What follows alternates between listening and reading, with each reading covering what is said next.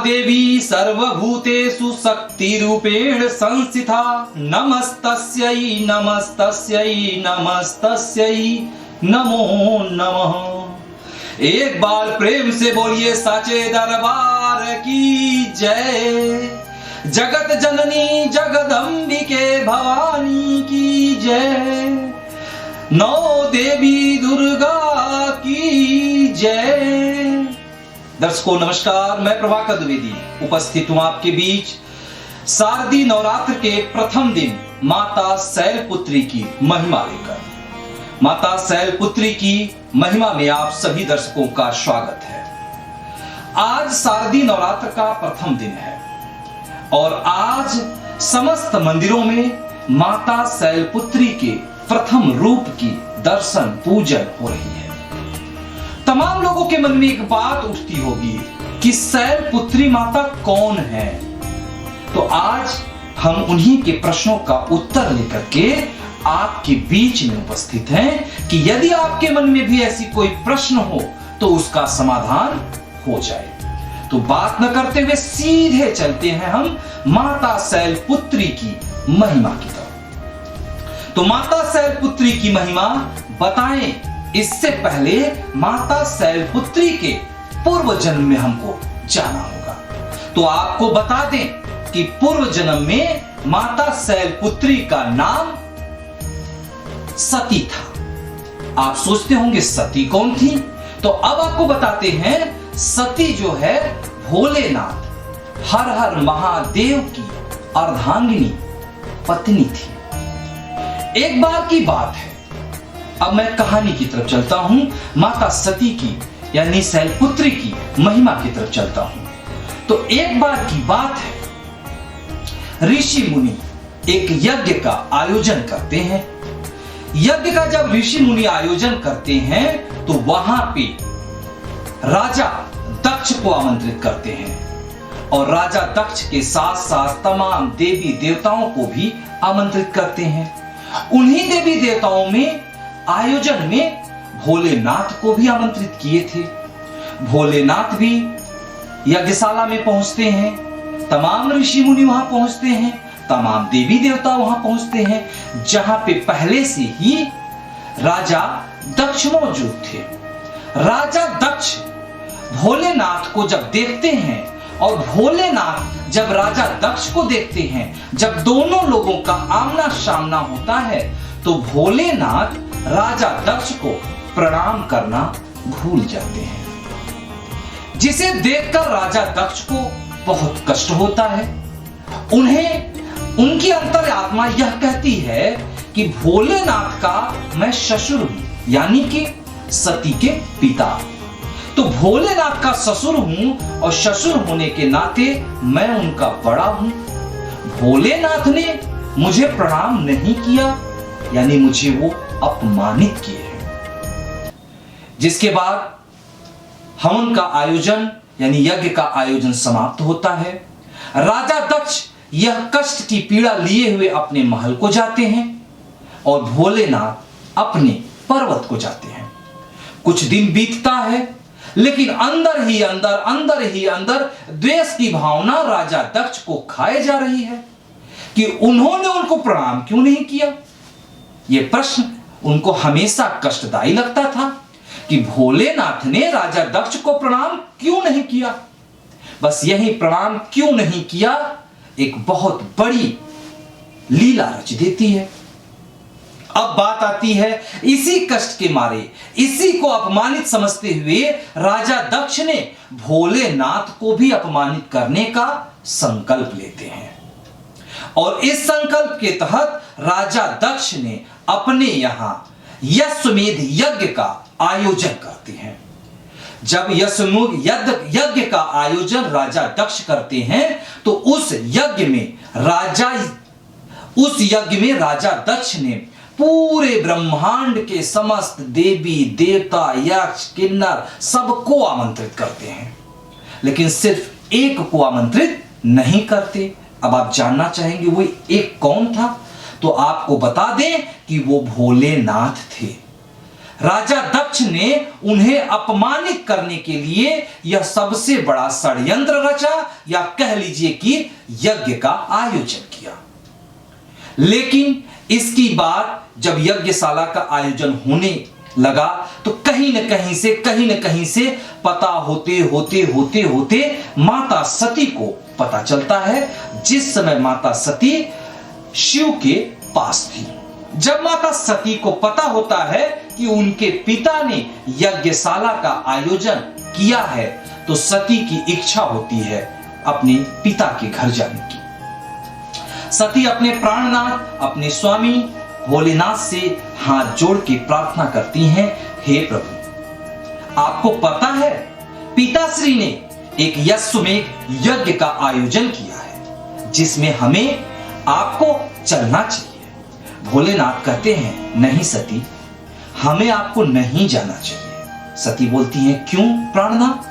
क्योंकि हमें निमंत्रण नहीं आया है। तो सती बोलती हैं, हे स्वामी, पिताजी व्यस्त होने के कारण भूल गए होंगे, जिस कारण हमें आपको निमंत्रण नहीं दे पाए। लेकिन हम कोई गैर तो है नहीं, हम तो उनकी पुत्री हैं, आप उनके दामाद हैं, हमारा आपका फर्ज बनता है वहां जाना। फिर भोलेनाथ समझाते हैं, नहीं प्राण प्रिय, हमें आपको वहां नहीं जाना चाहिए, बिन बुलाए कहीं भी नहीं जाना चाहिए। लेकिन माता सती को अपने पिता का प्रेम, अपने माता का प्रेम, अपने पिता और माता का घर प्यारा लगता है। और माता सती को ही नहीं, हर पुत्री को उनके मायके में, उनके मायके की हर एक चीज उनको प्यारी लगती है। ससुराल से कहीं ज्यादा प्यारा उनको मायका लगता है। तो सती बार बार भोलेनाथ से आग्रह करती हैं कि हे प्राणनाथ, आप नहीं जाएंगे ना जाएं, लेकिन मैं तो जाऊंगी पिताजी के यज्ञ में। भोलेनाथ कहते हैं, जैसी तुम्हारी मर्जी सती। तो इसके बाद सती जो है अनुमति लेकर के अपने पिता के घर, यानी कि राजा दक्ष के घर पहुंचती हैं। जब राजा दक्ष के घर पहुंचती हैं तो क्या होता है, अब हम वर्णन करते हैं आपको राजा दक्ष के महल की। राजा दक्ष के महल में यज्ञ की तैयारियां जोरों से चल रही हैं। तमाम हर जगह चहल पहल, पूरे रोशनी में चहल पहल मचा हुआ है राजा दक्ष के। और जब सती पहुंचती हैं तब वहां पे सबसे पहले मुलाकात राजा सती को अपनी बहनों से होता है। सती की बहनें जब सती को देखती हैं तो हंसते हुए कहती हैं, अरे सती, तुम भी आ गई? तो सती बोलती, हाँ मैं भी आ गई। क्यों? नहीं, बस ऐसे ही। क्योंकि जब किसी को आमंत्रित नहीं किया जाता है और जब उसे देखा जाता है तो एक आश्चर्य होता है।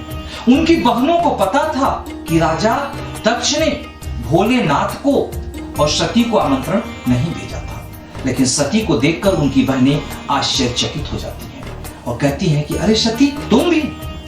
इसके बाद सती जो है अपनी माता से मिलने जाती है। माता से मिलते ही माता भी यही प्रश्न करती हैं, अरे सती, तुम भी आ गई? हाँ मां, मैं भी आ गई। क्यों? नहीं, बस ऐसे ही, आओ गले लग जाओ। ये कह के मां का प्यार तो निराला ही होता है। तो मां जो है अपनी बेटी को गले से लगा लेती है और लगाने के बाद जब बेटी पूछती है कि मां, पिताजी ने हमारे प्राणनाथ, हमारे स्वामी को निमंत्रण क्यों नहीं भेजा? तो मां सोचती है कि यदि हम सती से कुछ बात करते हैं तो सती को कष्ट होगी, सती को पीड़ा होगी, इसलिए उन्होंने कहा आपके पिताजी ही जाने वकील। आपके पिताजी ने क्यों निमंत्रण नहीं भेजा, पिताजी से पूछ लो आप। फिर सती बोलती हैं, पिताजी कहां है मां? तो माता बोलती हैं कि पिताजी यज्ञशाला में हैं। सती जो है यज्ञशाला की तरफ बढ़ती हैं और जब सती यज्ञशाला के में जाकर के देखती हैं तो वहां उनके पिताजी मौजूद रहते हैं, यानी राजा दक्ष मौजूद रहते हैं। तो सती जो है अपने पिताजी को प्रणाम करती हैं, पिताजी प्रणाम। लेकिन राजा दक्ष को ऋषि के यज्ञ की और भोलेनाथ की प्रणाम न करने की पीड़ा तो खाई जा रही थी। जिस क्रोध में आकर के राजा दक्ष जो है अपने मुंह को फेर लेते हैं और सती के प्रणाम को बदले कोई आशीर्वाद नहीं प्रदान करते हैं। सती को पीड़ा होती है, लेकिन फिर भी सती जो है उस पीड़ा को सहन कर जाती हैं। और सहन करने के बाद सती जो है यज्ञशाला में यज्ञ को और वहां पे आमंत्रित सभी देवी देवताओं को एक तरफ से देखने लगती हैं। वहां पे ब्रह्मा विष्णु तमाम देवी देवता यक्ष गंधर्व सभी लोग उपस्थित थे। सभी के लिए उनका स्थान बनाया गया था। हर एक व्यक्ति, हर एक राजा, हर एक महाराजा, हर एक देव, हर एक देवता अपने अपने जगह पर बैठे हुए थे। लेकिन यज्ञशाला में भोलेनाथ के लिए कोई भी स्थान नहीं बनाया गया था। सती सोची कि उनके पति को उनके पिता भूल गए होंगे, लेकिन ये भूलना नहीं कहलाता है। यदि निमंत्रण देना भूल गए होते तो स्थान बनाना नहीं भूलते।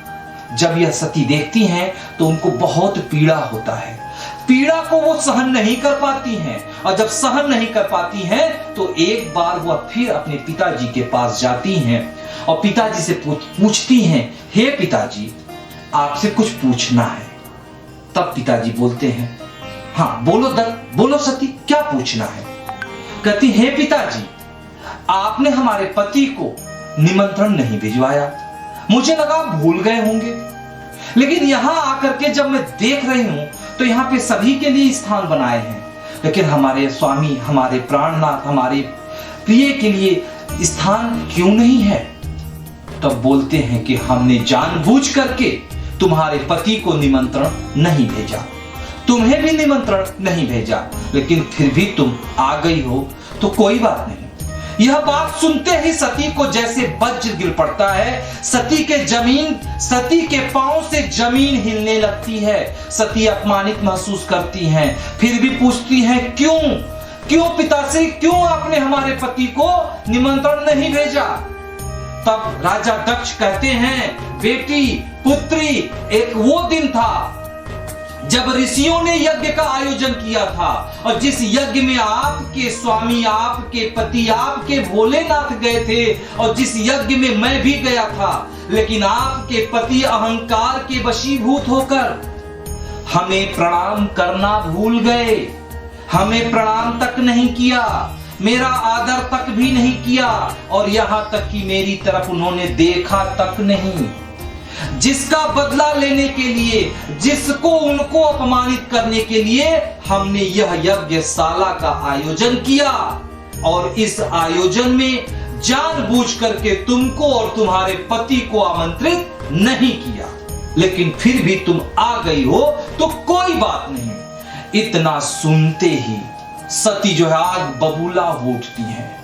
क्रोध के मारे उनकी पूरी शरीर जलने लगती है, और वो अपने पिता से कहती हैं, हे पिताजी आपने हमारे पति को अपमानित किया है, भरे समाज में आपने हमारे पति को अपमानित किया है, इसलिए आपकी यह यज्ञशाला कभी भी किसी भी हाल में पूर्ण नहीं होगी।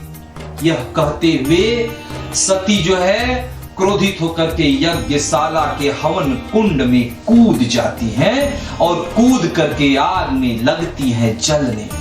यह देख करके पूरा यज्ञशाला में हाहाकार मच जाता है।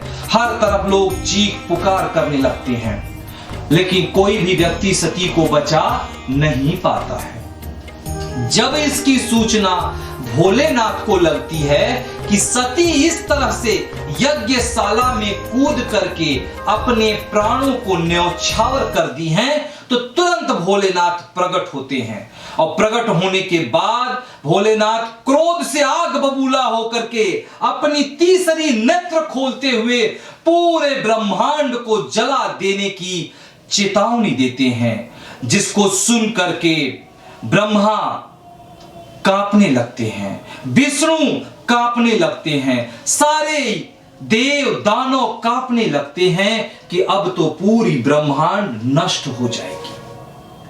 भोलेनाथ की इस क्रोध को शांत करने के लिए ब्रह्मा बोलते हैं, शांत प्रभु शांत प्रभु शांत प्रभु, लेकिन ब्रह्मा की बात भोलेनाथ के कानों तक भी नहीं पहुंच पा रही है।